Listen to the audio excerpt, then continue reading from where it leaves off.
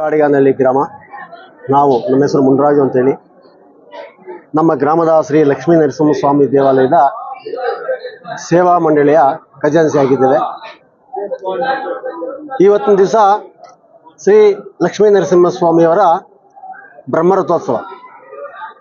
ಇದು ಯಾವ ರೀತಿ ಅಂತಂದರೆ, ನಮ್ಮ ಗ್ರಾಮದಲ್ಲಿ ಶ್ರೀ ಲಕ್ಷ್ಮೀ ನರಸಿಂಹಸ್ವಾಮಿಯವರ ತಿರು ಕಲ್ಯಾಣೋತ್ಸವ ಹಾಗೂ ಬ್ರಹ್ಮರಥೋತ್ಸವ 48ನೇ ವರ್ಷದ ಮಹೋತ್ಸವ. ಈ ಶ್ರೀ ಲಕ್ಷ್ಮೀ ನರಸಿಂಹಸ್ವಾಮಿಯವರ ಈಗ 5 ದಿನಗಳ ಕಾರ್ಯಕ್ರಮವನ್ನು ಇಟ್ಕೊಂಡಿದ್ವಿ. ನಿನ್ನೆ ರಾತ್ರಿ ಶ್ರೀ ಲಕ್ಷ್ಮೀ ನರಸಿಂಹಸ್ವಾಮಿಯವರ ಕಲ್ಯಾಣೋತ್ಸವ ಆಯಿತು.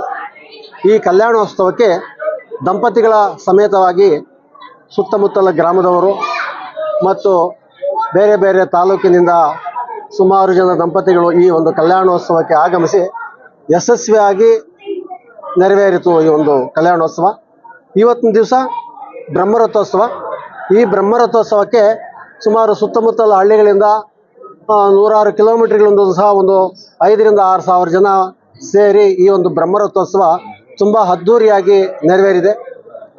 ವಿಶೇಷವಾಗಿ ಬರುವಂಥ ಎಲ್ಲ ಭಕ್ತಾದಿಗಳಿಗೂ ಸಹ ನಮ್ಮ ದೇವಾಲಯದ ಪರವಾಗಿ ಒಂದು ಊಟದ ವ್ಯವಸ್ಥೆಯನ್ನು ಮಾಡಿ ಬರುವಂಥ ಭಕ್ತಾದಿಗಳು ಈ ಬ್ರಹ್ಮರಥೋತ್ಸವದಲ್ಲಿ ಪಾಲ್ಗೊಂಡು ತದನಂತರ ಊಟವನ್ನು ಮಾಡಿ ಹೋಗ್ತಾರೆ.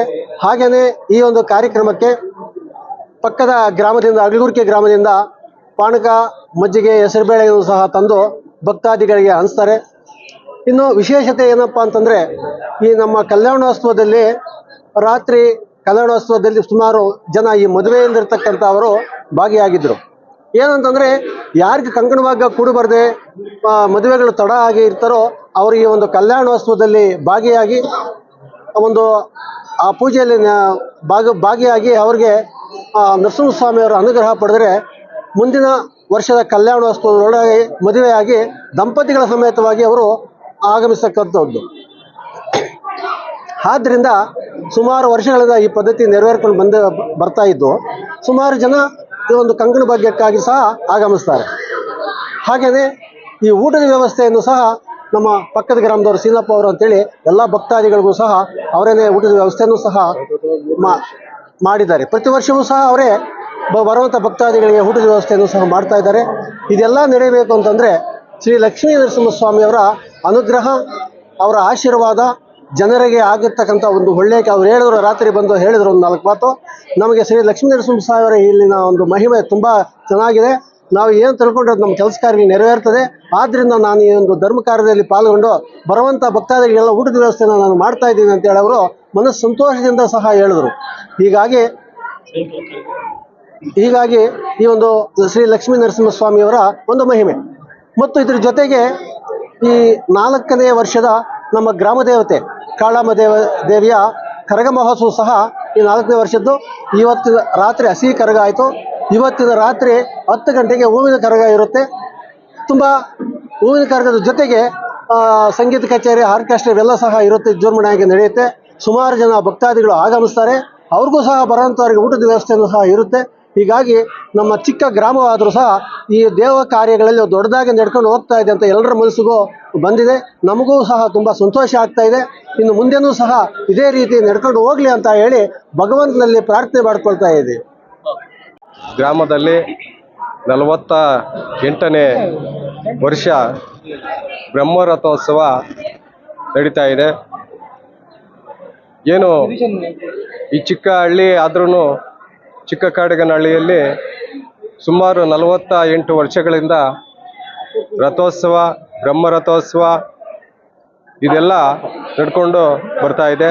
ಇದಕ್ಕೆ ಅನೇಕ ಭಕ್ತಾದಿಗಳು ಬಂದು ಪಾಲ್ಗೊಂಡು ಈ ಶ್ರೀ ಲಕ್ಷ್ಮೀ ನರಸಿಂಹ ಸ್ವಾಮಿಯ ದರ್ಶನವನ್ನು ಪಡೆದು ಅವ್ರಿಗೆ ಒಳ್ಳೆ ರೀತಿಯ ಆರೋಗ್ಯ ಐಶ್ವರ್ಯ ಕೊಟ್ಟು ದೇವರು ಕಾಪಾಡಲಿ ಅಂತ ಭಾವಿಸ್ತಾ, ಮತ್ತು ಏನು ಈ ದಿನ ಚಿಕ್ಕಕಾಡಿನಹಳ್ಳಿ ಗ್ರಾಮದಲ್ಲಿ ಶ್ರೀ ಕಾಳಮ್ಮ ದೇವಿಯ 4ನೇ ವರ್ಷದ ಕರಗ ಮಹೋತ್ಸವ ಈ ದಿನ ಏರ್ಪಡಿಸಲಾಗಿದೆ.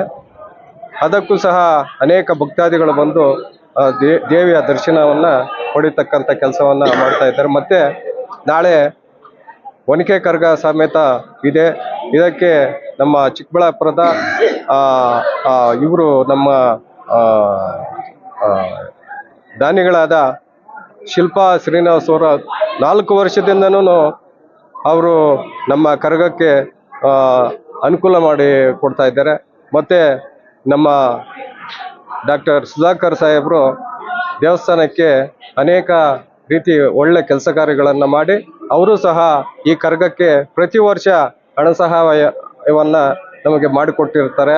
ಅವ್ರಿಗೂ ಒಳ್ಳೆಯದಾಗಲಿ ಅಂತ ನಾನು ಭಾವಿಸ್ತಾ, ಏನು ನಾಳೆ ಒನಕೆ ಈ ದಿನ ಕರಗ ಇರೋದ್ರಿಂದ ನಾಳೆ ಒನಕೆ ಕರಗ ಇದೆ. ಎಲ್ಲ ಊರಿನ ಮುಖಂಡರು ಎಲ್ಲರೂ ಭಕ್ತಾದಿಗಳು ಬಂದು ಆ ದೇವಿಯ ದರ್ಶನ ಪಡ್ಕೊಂಡು ಆಶೀರ್ವಾದ ಪಡ್ಕೊಬೇಕಂತ ತಮ್ಮಲ್ಲಿ ಮನವಿ ಮಾಡುತ್ತೇನೆ.